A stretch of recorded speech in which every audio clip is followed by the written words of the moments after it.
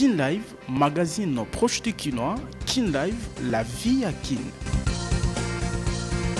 Oye malamba ndeko balanzi na manaka Kin Live ya lelo bansango na mukuse yango yo mokonzi ya MLC apesi enfin makanisi na ye na likambo ya débat ya mobeko likunzi na ekolo Congo démocratique Jean-Pierre Bemba azali pona modification kasi changement ya constitution te liboso ya bapanzi sango vice-premier ministre ya transport pe voie de communication alobeli mibeko o esengeli kozala modifié kolandisama na viol ya elenge mwasi na commune ya Masina, député provincial lui ya Kinshasa na commune patriotique honorable Roland Kikunda Kiki asengi audience publique ya ba policier o ba violaki elenge mwasi esalema na esika ya viol pe ba policier wana bazala condamné 83 kuluna bazalaki jugé na audience foraine na tribunal militaire ya garnison ya Ngaliema mercredi ezali kolandisama na détermination ya Mbula Matadi ya kocha kimia pe kosuki sangala ya kuluna na Kinshasa. État de santé ya SP elenge mobali o amitumbaki nzoto sima komona fiancé na ye na mobali mususu ezali malamu. Confirmation ya médecin o azali kolandela traitement na ye sima ko contrôler ville ya Kinshasa et colère des Afrique pe mokili to ya kaliboso na bino pona otalisa manso tokutana kinango ignorance à la terre. Moko na moko ayeba boko be masolo de tolobi Kin Live magazine proche de Kinois. Kin Live, magazine proche de Kinois. Kin Live, la vie à Kin. Ba papa ba mama bana Congo démocratique mbote bipai biso bozuli bakui ya kolanda bansango na lokota lingala na nzela ya Kin Live édition ya lelo ekofungwama na bansango uyu. Mokonzi ya MLC apesi enfin likanisi na ye na likambo ya débat ya constitution na ekolo Congo démocratique Jean-Pierre Bemba Gombo azali pour na révision kasi changement ya constitution te liboso ya bapanzi sango membre ya présidium ya Union Sacrée Oyo pe vice-premier ministre ya transport pe voie de communication atangi na mibeko o esengeli ezala que oui on pourrait discuter dans cette révision.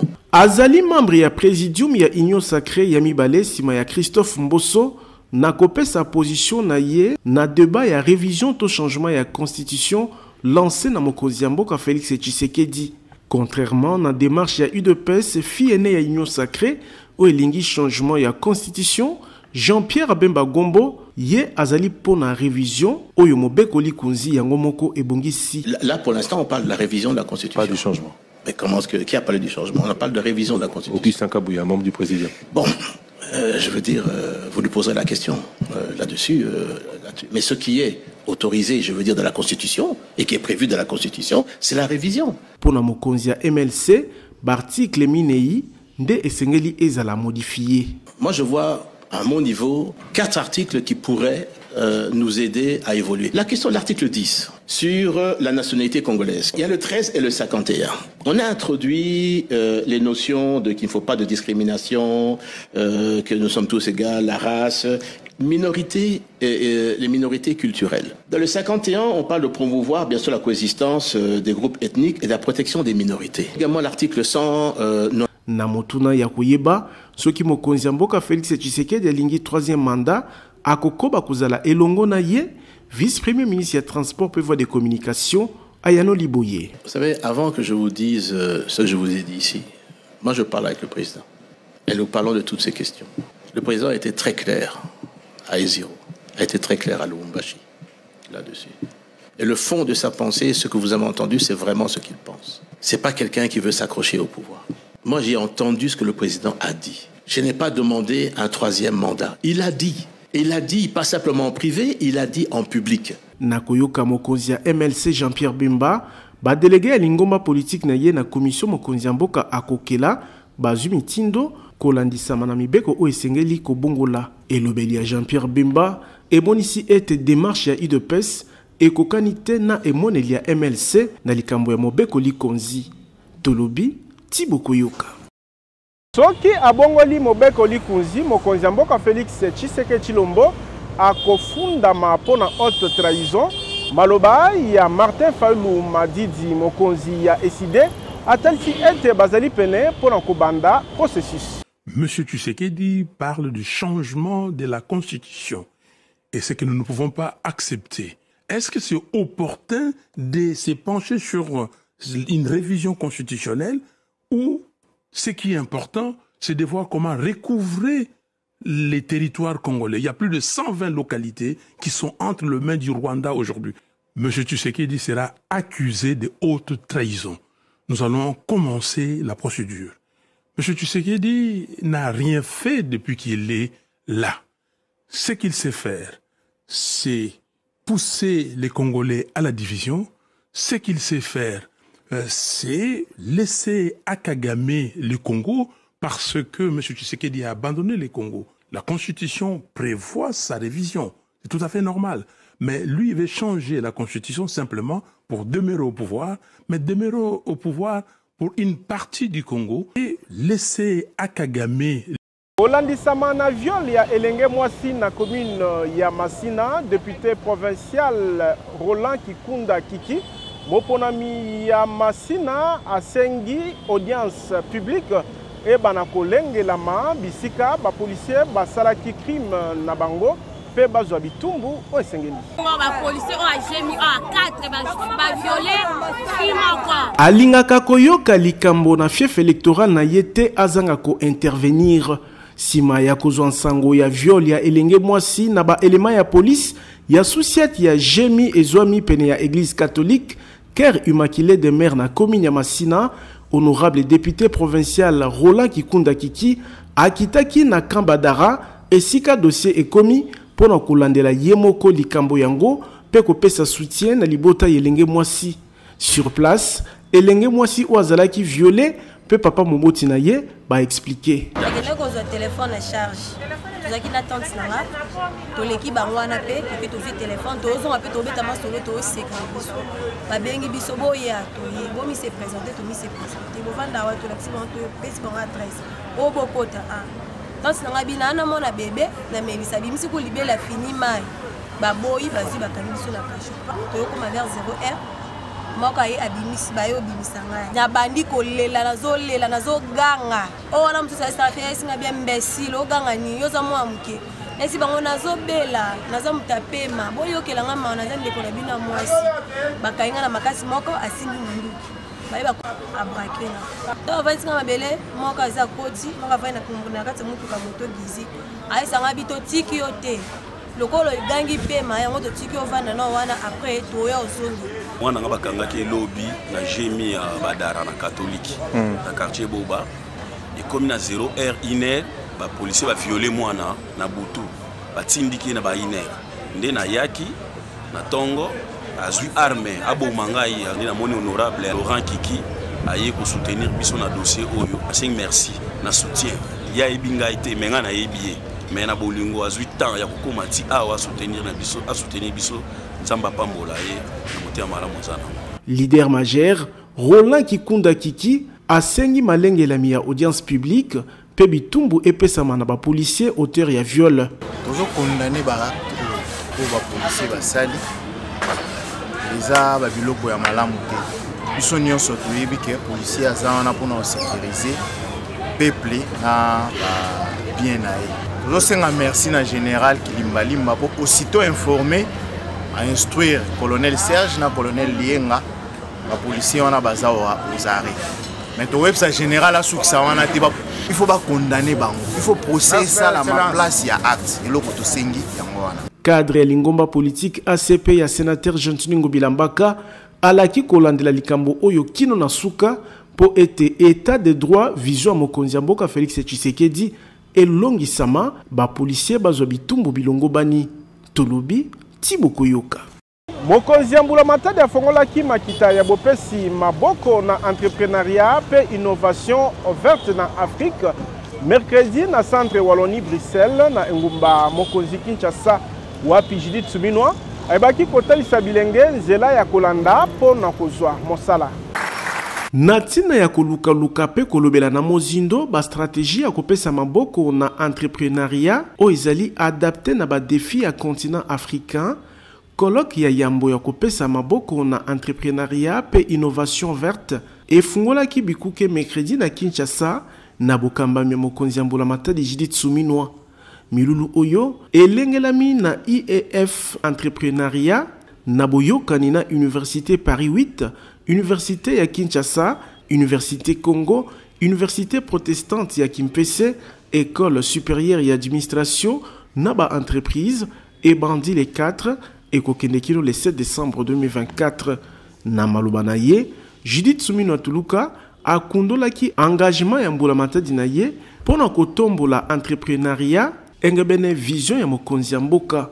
La population congolaise est prête à se lancer vers un nouveau pacte pour un avenir meilleur et prospère, notamment au travers de l'entrepreneuriat des jeunes, seul vecteur de croissance et de création d'emplois, tel que le prône le programme d'action du gouvernement, notamment dans son pilier 1, qui a pour objectif de diversifier l'économie et de créer des emplois et protéger le pouvoir d'achat des ménages, ainsi que le pilier 6, qui porte sur la gestion durable et responsable de notre écosystème face au changement climatique.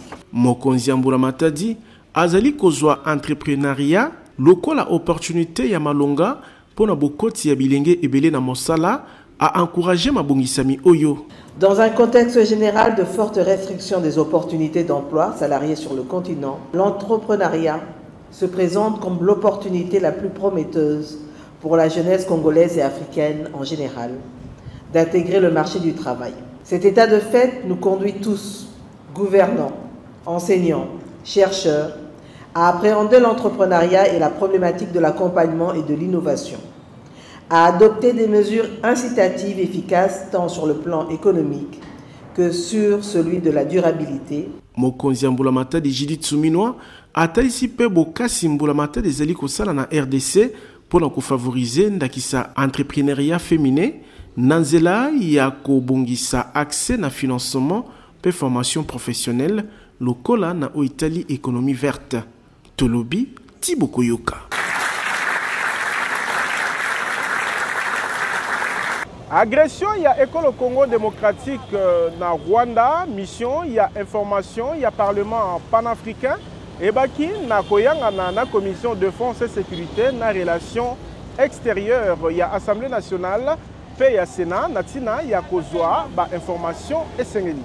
Nabokambami honorable Timeleon Bakaoua, vice-président, il y a commission coopération et relations internationales, na règlement il y a conflit, mission il y a information, il y a parlement panafricain, et zalaki na lianga ni mosala, na ba députés nationaux, membres il y a commission défense et sécurité, na ba il y a relations extérieures, mardi 3 décembre 2024, na cadre ya consultation ya ba force politique pe société civile, na tina ya kozwa ba information ya malonga na likambo etali situation sécuritaire pe humanitaire précaire na Est École Congo démocratique kolandisama na agression ya Rwanda na tina ete epesa makoki na basuku nyonso mibale ya balobeli ya bana Congo démocratique pe parlement panafricain ya ko saisir Union africaine engebene na ba recommandation ekopesama na délégation oyo sima ya mission ya information. La Libye utilisée par le Rwanda et ses supplétifs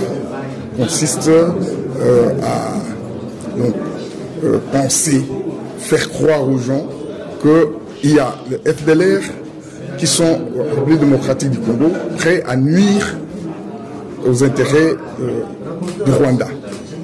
Ils devront balayer cette alibi, d'autant plus que la République démocratique du Congo n'a aucun intérêt sur le sol rwandais.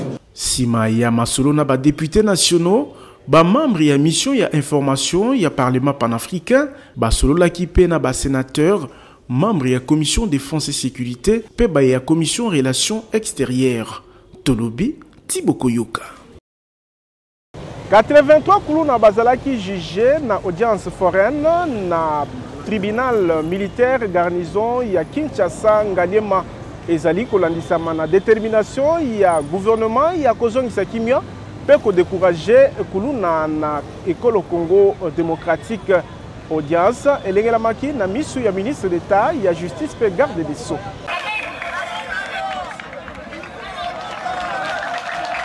Opération Zéro Kuluna lancée na gouvernement pour la kozongisa kimia na Kinshasa pe na ba ville nyonso ya minene ekolo Congo démocratique ezali maloba ya pamba te. Mercredi 4 décembre, tribunal militaire ya garnison ya Ngaliema efungolaki ba audience foraine pour na kosambisa bato na mobulu oyo bazali kozangisa population kimia. Ba audience foraine o ezali kolengela na terrain ya camp eza étape ya mutuya na etumba contre insécurité na commune oya Kinshasa. Na eteni ya yambo oyo mokoka 83 kuluna bazalaki jugé na misu ya ministre d'état ya justice Constant Mutamba o na maloba na ye atalisi ete ba audience foraine ezali kolengela maiza mutuya pona kosukisa kuluna pe kosala justice à proximité. Nous allons poursuivre tous les Kuluna jusqu'à leur dernier retranchement. Nous allons les buter jusqu'aux toilettes. Kolobaete, OPJ Moko, Azumbongo ya Kuluna, et qu'à libérer, beau dénoncer na OPJ wana bakokangaye, bakosambisaye en flagrance pour terrorisme, complicité à terrorisme. Yepe loko la rozala condamné à mort, pe toko exécuter peine de mort wana. Tokotinda bango nyoso na ba prison ya intérieur et haute sécurité. Population ya eteni oya Kinshasa victime ya misala mabe ya bakuluna batondaki ebele na terrain pona komona lolenge batu bazali kokela makama ebele na ville bazo sambisama. Pour juger bakuluna boza vraiment initiative bien. Mais bakangela biso nde ba les concernant. Ne bakangi boza pena ba innocent musozo ali so ba identifier ba comprendre kaza innocent ba tiki mais ba collaborer pena population. Bon babo mabango. Pour o batikali babango. Boyba ete ba audience foraine ezali méthode ya justice pona ko accélérer traitement ya ba dossier pe ko sensibiliser communauté na ba conséquences ya ba acte criminel. Tolobi Tibokoyoka. 22 kuluna basili kochama maboko na butu ya mercredi kobima jeudi 5 décembre 2024 na commune Yangaba na présentation na bango liboso ya bapanzisango commandant ya commissariat urbain ya police Nangaba atalisi ete etumba ezali kokoba. Etumba contre kuluna na engumba mokonzi Kinshasa elamuki lisusu makasi koleka. Kolandisama na mitindo ya commissaire divisionnaire adjoint Blaise Kilimbalimba, commissariat urbain ya police na commune Yangaba elengelaki na butu ya mercredi kobima jeudi 5 décembre ba bouclage ciblé. Boma ya opération 22 kuluna bachami maboko na koyoka commissaire supérieur adjoint Jacques Samakonga ba instruction ya commissaire provincial ezali kochama na misala. Nous appliquons seulement les ordres reçus auprès de M. le commissaire provincial et général Mboula Kilimbalimba Blaise, qui nous a instruits, qui nous a donné les moyens nous permettant toutefois à maîtriser ces gens et les former et de le faire. Comme je vous ai dit, il nous a préparé depuis longtemps avec de multiples tactiques, souvent qu'ils venaient de l'Europe. Et sur le 22 que moi j'ai retenu, je viens d'exécuter 2, c'est le 2 qui nous a permis de ressortir les résultats ci-après. Et nous allons toujours continuer à le faire. Et nous allons toujours continuer à le faire.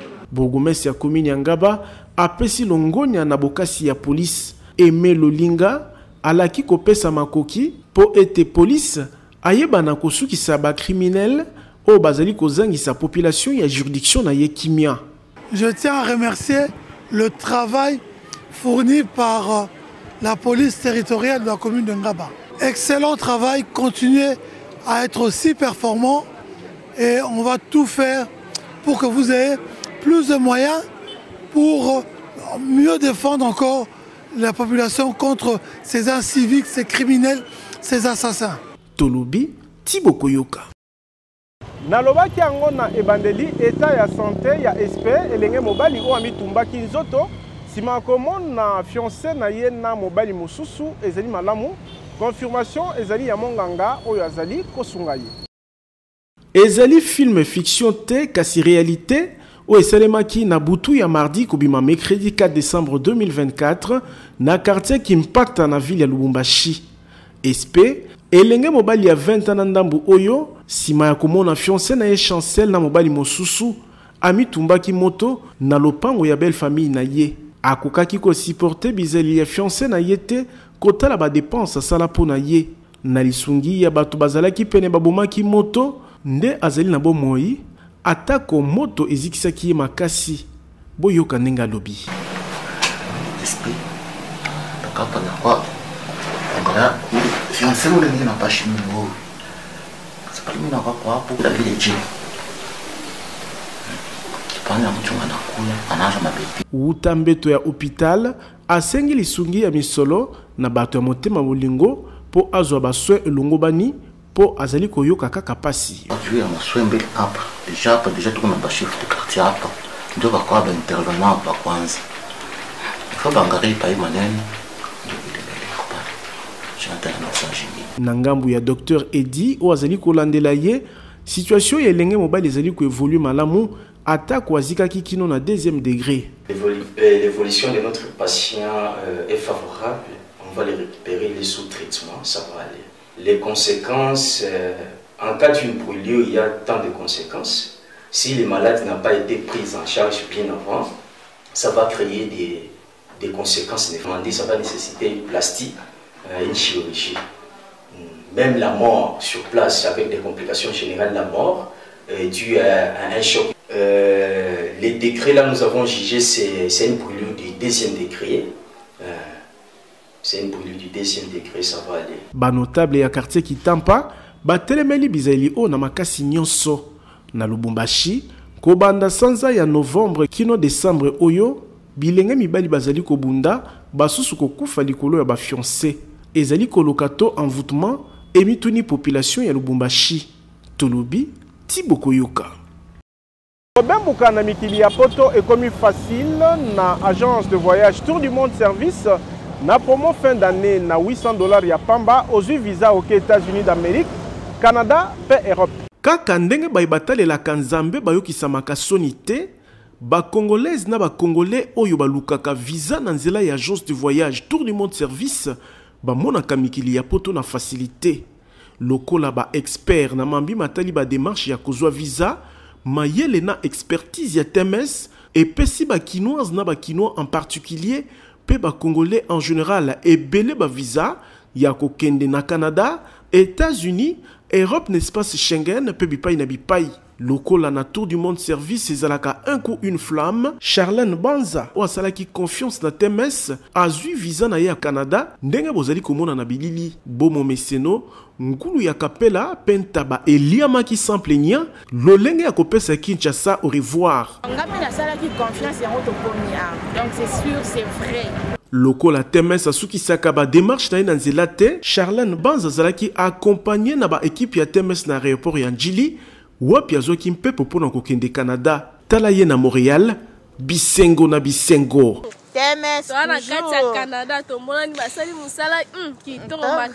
moto akosa yo te ndeko adresse ya kozwa visa na facilité ezali kaka Tour du Monde Service méga promo fin d'année pe ezali na $800 ya pamba okei mikili ya poto na pete tozali na numéro 5151 ya balabala Kasavubu quartier Matonge na commune ya Kalamu. Référence Carrefour des Jeunes. Kasi pour na réseaux sociaux, Landa TMS na page certifiée pour ba dongolo misu o bazali ko pola ebele à zéro ba komi ko sala nyamu kino na ba page Facebook. Ba komela paiement na TMS visa de visa. Tolobi Tiboko Yoka. Balabala victoire na croisement nango na Éthiopie na commune ya Kasavubu esali libulu oyo komi ko pesa kokoso na mituka koleka na lolenge longo bani pe ezali kokela ba embouteillage bakinois babengi bakonzi na responsabilité. Nangonga bakonzi ambula matadi bazali koluka lolenge ya kobundisa ba embouteillage na Kinshasa ba facteur monsusu ekelaka bokangami ya mituka solution ezopesa mate kati na ba facteur yango ezali kobeba ya banzela lokola awa na balabala victoire mingi penza na bokuta ina yango na Éthiopie na commune ya Kasavubu nzela esala libulu munene o ezali kopesa makoki te na mituka pe ba moto ya korule lolenge sengeli bandeko bakamwe komona ete situation oyo umeli bambula ebele kasi solution ezali kopesa mate metoko ka mboka za na mbongo ne pona bakunda libulo est-ce que c'est lo grave eza eloko grave te bachauffeur bazomona mpasi lere embouteillage ekoya ekomi neti chauffeur asala embouteillage or que chauffeur asala embouteillage te mais libulu moto ezocrée cause embouteillage bato babukani ya na libulu bato batelefone na bango bungi na libulu ça nous demande maintenant quoi pour que na babomisa libulu oyo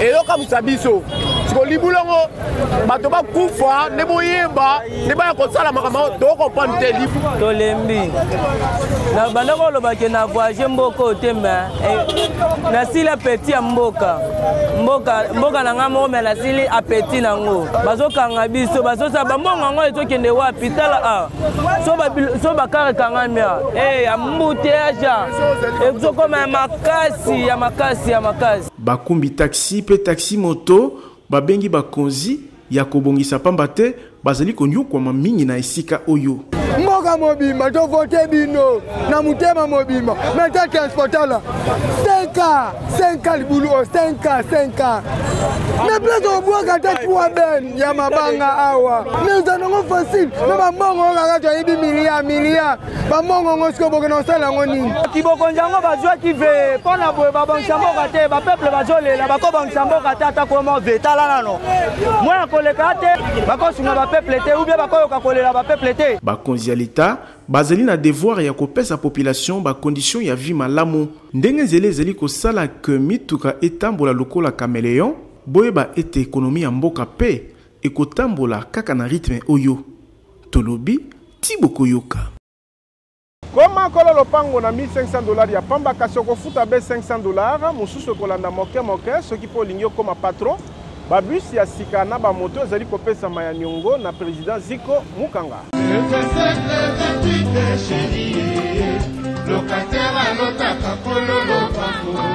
Soki olingi otika kolotaka kolo lopango na suka ya sanza pe kolongwa na vie ya kilocataire na Kinshasa, président Ziko Mukanga Makila Lumumba acheli biso mibange na ba concession Mukanga 1 na commune ya Ntele pe Mukanga 2 na commune ya Maluku po okoma kolo lopango. Na ba concession na ye, lopango ya 20/20 ezali na $1,500 ya pamba, kasi okofuta avance ya $500 ya pamba o etikali okofuta moke pendant 12 mois. Avantage okozwa nulle part ailleurs na ba concession Mukanga MPD, ba dépôt ya mabaya, ba dépôt ya ciment, ya batol, pe ya ba barre de fer nyonso ezali sur place pour faciliter construction na yo. Ba forage ya mai pe mibange na ba groupe électrogène ezali pona ko alimenter ba quartier Mukanga. Avantage mususu ezali paysage ozali komona lokola kaka na Ottawa mopepe kitoko na yango. Ba visite ezali organisée jeudi nyonso na quartier Mukanga 2 na commune ya Maluku pe chaque samedi na quartier Mukanga 1 na commune ya Ntele. Kasi pona kosilisa chômage na RDC, président Ziko Mukanga aye na opération comme patron. Azali kopesa moto ya 2 pneus na $1,300 ya pamba, avance $400 ya 3 pneus na $4,500 ya pamba, avance ya $2,000 ya pamba. Pe bis ya VIP ya transport na $30,000 ya pamba, avance $10,000. Ozui bis ya sika 00 km o etikali okofuta malebe kino na suka. Adresse tozali na 2e niveau ya galerie Efra na numéro 42 ya avenue Victoire, quartier Kauka na commune ya Kalamu. Kobuka na tendeko, opportunité epesa melio na président Ziko Mukanga Makila Lumumba o azali kokokisa vision ya chef de l'État Félix Tshisekedi na président Ziko ki locataire pe chômage et sili na RDC. Tolobi Thibaut Koyoka. Bokono ya misu na minu ekomi kozwa lobiko na bokasi ya Fondation Oila na nzela ya clinique ophtalmologique pe dentaire super optique oezwami na rond-point Ngaba mingi penza na arrêt ya bus ya Zando. Eloko na eloko ezalaka na ngonga nango soki lobi ezalaki milelo ngonga kozwa lobiko na bokono ya minu pe ya misu ekoki po Fondation Oila ememeli bana ya Kinshasa ya basi pe mibali na bakongole nyonso ba matériel ya génération ya sika pona kobikisa bango na nzela ya clinique ophtalmologique super optique o ezali na ba service spécialisé ndakisa ophtalmologie pona kobikisa bokono ya misu ata oyo balembana na ba matériel moderne oyo ba soin ezali kopesa malokola kaka na mikili ya poto bongo ba lunette tozali na ba verre progressif double foyer pe simple vision ya ba marque nyonso pe pona ba bourse nyonso traitement ya ba verre photo gré anti reflet Photo Max pour na bakumbi mituka, bakumbi wewa ezala basalelaka ba smartphone pe ordinateur ezo salama na super optique esili wana te mobange na cabinet dentaire moderne pe ezali maladi ya minu esili kozwa lobiko na ba équipement ndakisa fauteuil moderne oyo ovandi neti omati na cheval pasi bosana lobiko ezali koya chirurgie dentaire ya basorte nyonso ezali kosalama minu ekatana osekaka lisusu te awa minu ezali kozonga mobimba pamba te baprothèse ya baforme nyonso ezali kosalama soki minu ekoma sali te super optique ezali kosukola pe blanchisserie dentaire ezali minu ezonga kongala lokola mapata radiologie dentaire pe ezali nyonso na prix ya bana mboka adresse tozali na rond-point Ngaba en face ya station Kobile esika bazwaka transport ya Zando maladi na yo ezwi lobiko tolobi Tiboko Yoka. Kin Live, magazine proche de Kinois. Kin Live, la vie à Kin.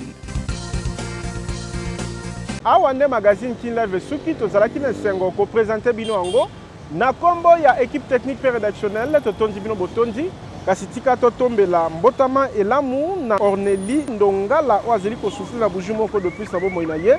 Magazine Kin Live etombeli mbotama elamu Orneli Ndongala botika na kimia na mbota na bino sima caméra ezalaki Fabrice Ebengo. Kin Live, magazine proche de Kinois. Kin Live, la vie à Kin.